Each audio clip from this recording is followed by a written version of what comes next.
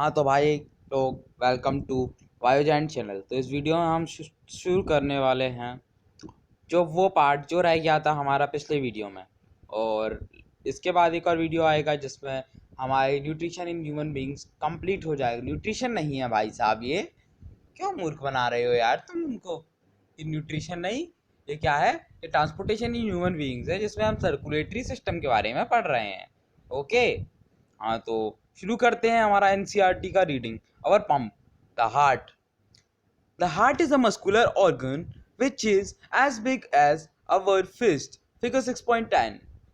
Because oxygen and carbon dioxide both have to be transported by the blood, the heart has different chambers to prevent the oxygen rich blood from mixing with the blood containing carbon dioxide. जो हमारा heart है वो एक muscular organ है, यानी कि muscle से मिलकर बना है। ओके, और ये हमारे हाथ के बराबर का है।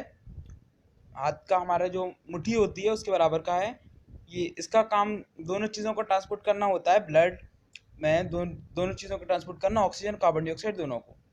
इसीलिए हार्ट के पास डिफरेंट चैम्बर्स हैं, जिससे कि जो ऑक्सीजन वाला ब्लड है जिसके अंदर ऑक्सीजन है और जिसके अंदर कार्बन डाइऑक्साइड है वो दोनों मिक्स ना हो जाए। ओके, यही लिखा हुआ है इसमें कि ऑक्सीजन रिच ब्लड को कार्बन डाइऑक्साइड कंटेनिंग ब्लड से मिलने से रोकने के लिए डिफरेंट चैम्बर्स हैं हार्ट में। जो कार्बन डाइऑक्साइड ब्लड जो carbon dioxide blood rich blood है उसको कहाँ पे रीच करना है? लंग्स में, जिससे कि वो ऑक्सीजन रिच ब्लड बन सके। तो इसको कंटिन्यू करते हैं। The carbon dioxide rich blood has to reach the lungs for the carbon dioxide to be removed and the oxygenated blood from the lungs has to be brought back to the heart. The oxygen rich blood is then pumped to the rest of the body. जो carbon dioxide rich blood है उसको lungs तक लेके जाना है, जहाँ पे जो कार्बन डाइऑक्साइड है वो ब्लड में से रिमूव हो जाएगी और वो क्या क्या एल्वियोलस में चली जाएगी। और जो एल्वियोलस में जो ऑक्सीजन है वो ब्लड में आ जाएगी आरबीसी के अंदर, और फिर उसको ऑक्सीजनेटेड ब्लड है वो वापस हार्ट में आ जाएगा। Okay, from the lungs has to be back to the heart. This oxygenated blood is then pump to the rest of the body. फिर ये जो ऑक्सीजनेटेड ब्लड है जो लंग्स से आया है उसको पूरी बॉडी में पंप किया जाएगा ऑक्सीजन पहुंचाने के लिए। We can follow this process step by step. Figure 6.11. Oxygen rich blood from the lungs comes to a thin walled upper chamber of the heart on the left side, the left atrium. This one, left atrium, left ventricle. ये हमारा figure 6.11। इसमें हमें बता रहा है कि क्या होता है। इस फिगर में ये बताया गया है कि कैसे ये पल्मनरी आर्टरी, पल्मनरी वीन, इसमें बताया गया है अच्छे से। इसको हम समझेंगे कब? अगले वीडियो में अच्छी तरह से डिटेल में, तभी हम इसको समझ पाएंगे, क्योंकि इसमें टाइम लगेगा, तभी आप अच्छे से समझ पाएंगे। We can follow this process step by step. Figure 6.11, oxygen rich blood from the lungs comes to a thin walled upper chamber of the heart on the left atrium.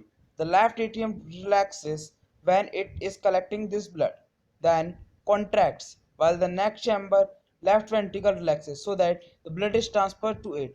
When the muscular left ventricle contracts in turn, the blood is pumped out to the body. तो इसमें क्या होता है मैं आपको पूरा समझा देता हूँ कि एक्चुअली में होता क्या है।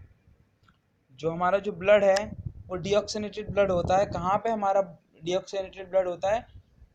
कहाँ पे होता है? यहाँ पे। कौन से वाले चेम्बर में?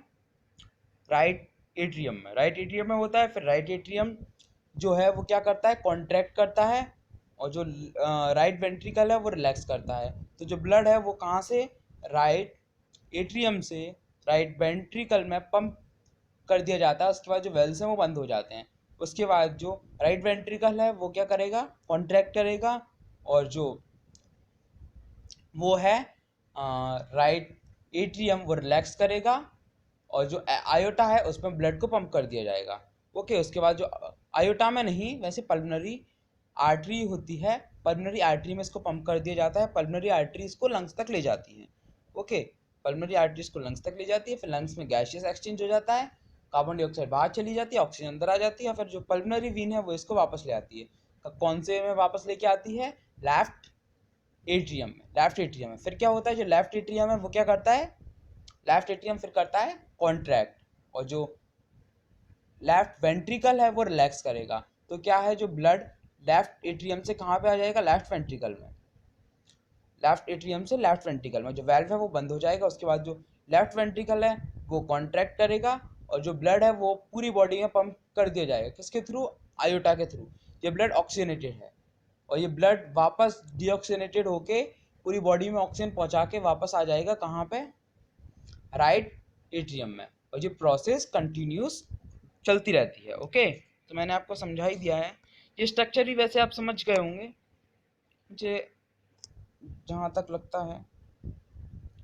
हाँ, तो कंटिन्यू करते हैं। Deoxygenated blood comes from the body to the upper chamber on the right, the right atrium. As it relaxes, the right atrium contracts. The corresponding lower chamber, the right ventricle, dilates. This transfers blood to the right ventricle, which in turn pumps it to the lungs for oxygenation. Since ventricles have to pump blood in various organs, they have thicker muscular walls than the atria do.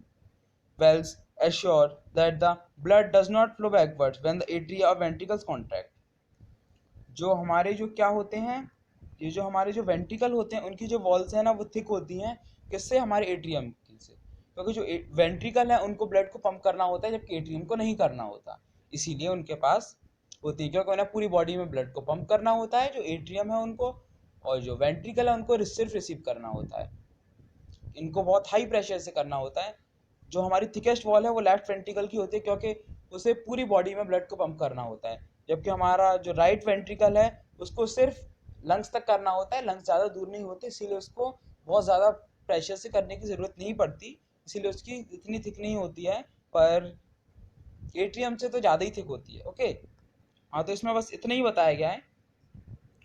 हाँ, तो ये session हमारा यहीं पे ख़त्म होता है। Thank you for watching. अगर आपको वीडियो पसंद आया हो तो फ्रेंड्स के साथ शेयर करिए। वीडियो को पूरा देख लिया होगा आपने। अगर आप चैनल पर नए हैं तो चैनल को सब्सक्राइब कर लीजिए और ऐसी इंटरेस्टिंग वीडियोस के लिए हमारा जो बेल आइकन है उसे दबा दीजिए। Thank you for watching. Okay.